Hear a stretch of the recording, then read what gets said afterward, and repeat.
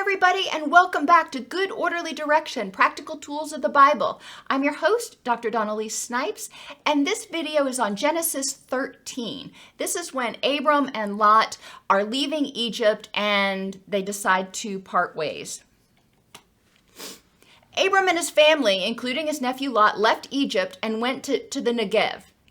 Abram and Lot were both very rich in livestock, silver, and gold. And the land was unable to support them as long as they stayed together. So they had so many family members, so much livestock, so many servants, that they couldn't all just stay in this one little area. I mean, we see that today. We see how cities grow because they can only handle, the land can only support so much. It doesn't mean there's not enough to go around. It just means you may have to expand a little bit. There was quarreling between Abram and Lot's herdsmen. Now, as I mentioned in the last video, that Abram's wealth was not 100% kosher.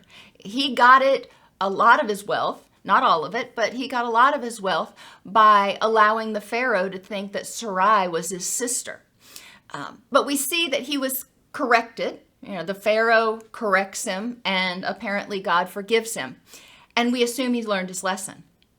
Lot may have benefited from Abram's gains being, part of that clan. He may have, gotten some of that booty, but he also probably worked very hard using the gifts that God had given him.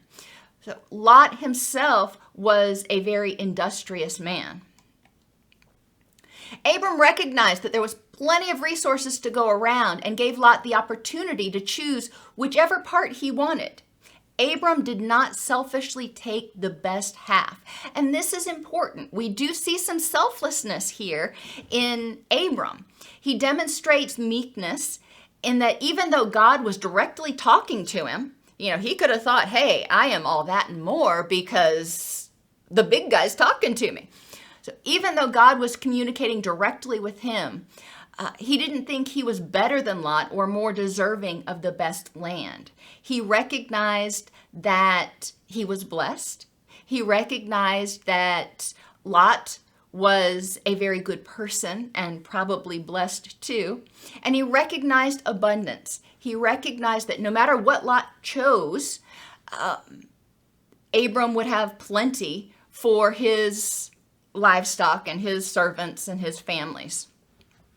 The abundance mentality means believing that there will be plenty to meet everyone's needs, which there was, but they used good, orderly direction. Abram was prudent in what was going on here. He recognized that all this was available, and he said, all right, we can't stay all huddled together, all cramped together in this really small space. That's not the prudent thing to do. We need to disperse. And then he allowed Lot the option to choose. Since Abram showed Lot respect, how do you think that impacted not only his relationship with Lot, but also how the rest of the family and herdsmen from both clans interacted with each other? Abram was, at this point, was starting to become very powerful. And he showed respect. He showed deference to his kinsmen. And it set a great example for selflessness and for compassion. Good orderly direction not only strengthens relationships, but it models how to act to develop strong relationships and enhance your resources. In books on abundance, you'll read about value added.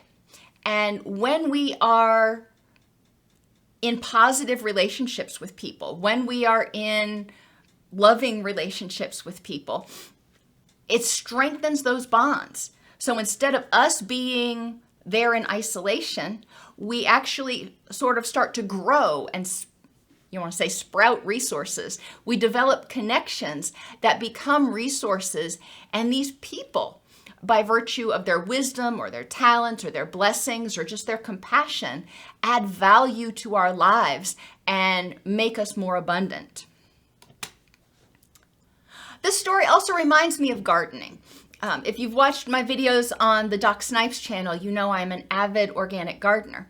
And when you plant things too close together, they often still sprout, but they're smaller, weaker, and produce less fruit.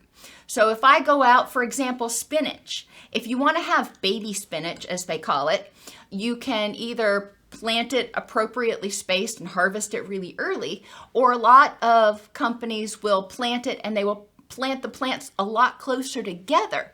And the plants, because they're crammed in, because there aren't enough resources, don't grow as big, but they also don't grow as strong.